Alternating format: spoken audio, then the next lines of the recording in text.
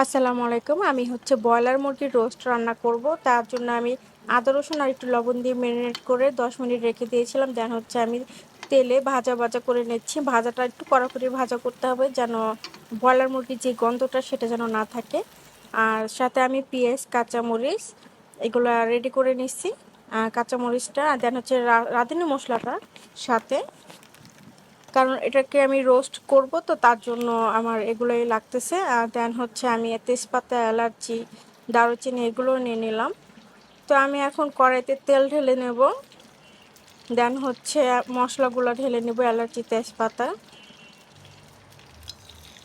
আর দেন হচ্ছে এখন পেঁয়াজ দিয়ে আমি এখন ভাজা করব। ভাজাটা যেন একটু খুব কড়াকড়ি হয়। তো এটা পরিমাণ মতো লবণ দিয়ে দেবো। লবণটা যেন একটু কম কম দেওয়াই ভালো লাস্টে, কারণ লবণটা বেশি হয়। তো পরিমাণ মতো আমি একটু পরে লবণটা অ্যাড করে দিব, তাও যেন একটু তাড়াতাড়ি পেস্টটা ভাজা হয়ে যায়।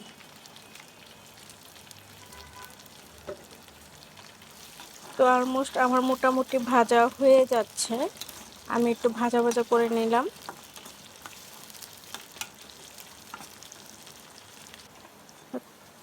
যাদের কাছে রাঁধুনি মশলা আছে তারা খুব সহজেই এই যে কোনো একটা রোস্ট রান্না করতে পারবেন।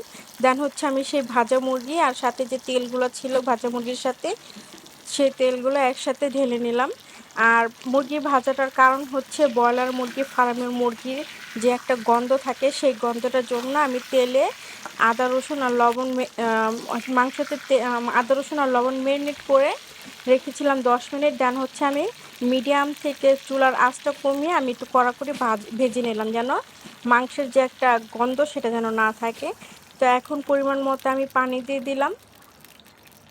পানিটা দেওয়ার পরে দেন হচ্ছে আমি ১-১.৫ চামচ দুধ, ফাঁকি দুধ, আপনারা চাইলে লিকুইড দুধ দিতে পারবেন। আমার ফাঁকিটা ছিল তাই আমি ১-১.৫ চামচ লিকুইড দুধ দিয়ে দিলাম যেন ঝোলটা একটু খুব মজা লাগে। দেন হচ্ছে আমি রাঁধুনি রোস্টের মশলাটা ১ চামচই ইনাফ, কারণ আমার মাংসের পরিমাণটা কম। তো আমি এই ১ চামচটা ঠিক এই দিয়ে দিলাম। যাদের একটু মাংসের পরিমাণ বেশি থাকবে তারা ২ চামচ বা ২.৫ চামচ দিলে ইনাফ। তো দেন হচ্ছে আমি এখন এই যে দিয়ে আমি ভালোভাবে নাড়াচাড়া করে নিলাম যেন মিক্সটা হয়ে যায় ভালোভাবে। দেন হচ্ছে কাঁচামরিচ দিয়ে দিব উপর দিয়ে ছিটিয়ে। আর আপনি যতটুকু ঝাল খাবেন ততটুকুই দিবেন। কাঁচামরিচটা অত রোস্টের মশলা অত ঝাল খায় না, তারপর কাঁচামরিচ ডিপেন্ড করে। কাঁচামরিচটা হচ্ছে আপনার স্মেল বা একটু হালকা জাল যেন লাগে। দেন হচ্ছে আমার বলক এসে পড়েছে, এটা আমি একটু পরপর নাড়া দিব ভালোভাবে যেন চেক করব। চুলার জালটা এই ফাঁকে কমিয়ে দেব। দেন হচ্ছে ভালোভাবে একটু পরপর চেক করবো আর কি, নাড়াচাড়া দিয়ে। চুলার জালটা যেন কম থাকে, কারণ মাংস সিদ্ধর একটা ব্যাপার আছে। চুলা জালটা একেবারে কম দিলেই ভালো, যাতে আস্তে আস্তে সিদ্ধ হয়, কারণ ব্রয়লার মুরগির মাংস তো ভিতরে কাঁচা যেন আপনার না থাকে। তো আমার প্রায় অলমোস্ট হয়ে আসছে, তা আমি আবার একটু পরে চেক করলাম যে নাড়াচাড়া ঠিক আছে কিনা, যে না হ্যাঁ ঠিক আছে। এটা এখন তো পুরোপুরি কোরমা আর রোস্টের মতোই দেখা যাচ্ছে, কারণ আমি রোস্টের মশলা দুধ ইউজ করছি তাই কালারটা এটাই আসছে।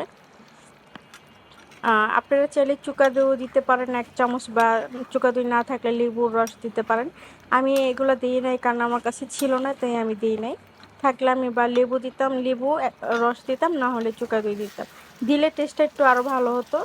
এই তো প্রায় আমার হয়ে গেছে, প্রায় ভুনার মতো আর কি। পুড়ে না যায় সেজন্য আমি একটু বারবার নাড়াচাড়া করে নিচ্ছি যেন না পুড়ে।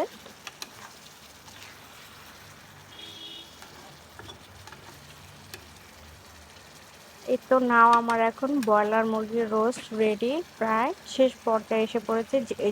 ওই যে দেখতে পাচ্ছেন তেলটা উঠে পড়তেছে, মানে কষানোর মতো যে তেল ভাব, সেটা একদম রেডি প্রায়। তো ব্রয়লার মুরগির মাংস এতটুকু আমি আমার বাচ্চার জন্য রান্না করছি, তার জন্য আমি ভেজে নিছি যাতে গন্ধটা না আসে। যারা ফার্মের মুরগি বা ব্রয়লার মুরগি এসব খান অবশ্যই একটু ভেজে নেবেন, তরকারি হোক আর বা রোস্ট হোক, যেটাই হোক একটু ভেজে নিলে দেখবেন গন্ধটা আসবে না। আদা রসুন দিয়ে লবণ দিয়ে একটু ভেজে নেবেন, দেখবেন যে মাংসের যে খেতে যে একটা গন্ধ বা কেমন কাঁচা সেই ভাবটা।